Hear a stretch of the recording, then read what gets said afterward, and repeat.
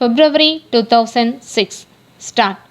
Mr. Deputy Speaker Sir, I thank you very much for the opportunity given to me to say a few words on the railway budget.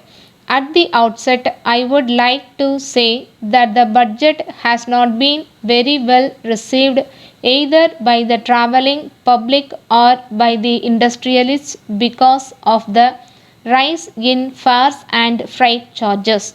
The members of this House are well aware that this budget is also going to increase the prices of essential commodities further, and it will have an adverse effect on our economy as a whole.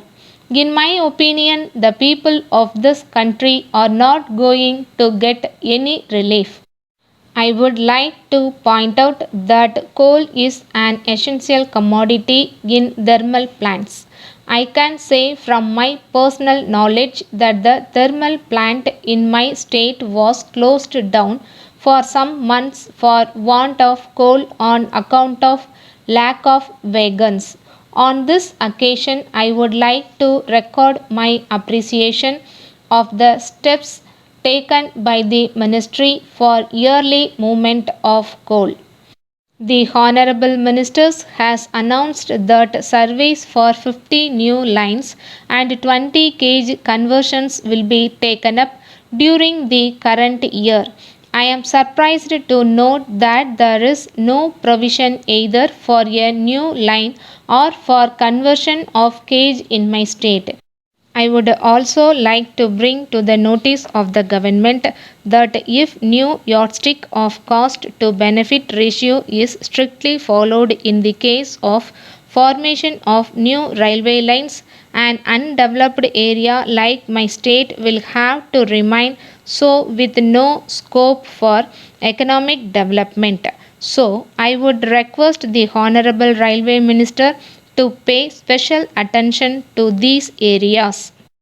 Now, I would not like to refer to the frequent occurrence of accidents on railway. I suggest that the administration should be toned up effectively. I am of the opinion that in every region there should be an emergency cell, and the station master should immediately inform the cell for initiating remedial measures. Then, sir, I wish to say a word about bonus. I am told that bonus is being given only to the employees and it is not being given to the officers who are working in the production units. I wish to submit that this is not correct, and it is an accepted fact that the production is being maintained by the officials. So, they should also be granted bonus just like others. I understand that license for selling eatables and drinks by vendors in the railway stations is being withdrawn, and in their place contractors are to be appointed. There are about 20,000 poor vendors who are engaged in this small business, and this is their only source of livelihood. It may not be out of place for me to mention here that if they are replaced by the contractors, the rich people may take over this business and these poor people will be thrown out of their job. So, I would request that the present arrangement may be continued. It is necessary to mention here that the quality of the food stuff supplied in the long distance trains should be improved. My suggestion is that for every 2 or 3 years the contractor may be changed if quality of food is not maintained properly.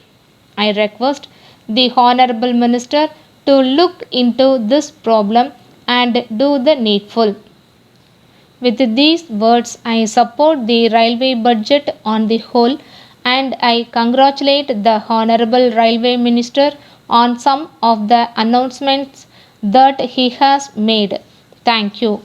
Letter from Vasan and Company Limited, Gandhi Road, Coimbatore, to Mrs. Bharat and Sons Limited, Rajaji Salai, Chennai. Dear Sirs, we are in receipt of your valuable order dated the 2nd January for the supply of 50 monoblock water motors and happy to accept the same. We would like to inform you that we had some labor problem last week. Hence, we are not in a position to send the goods in time. Now we have settled the issue amicably. We would like to assure you that the above consignment will be dispatched to you before the end of this month.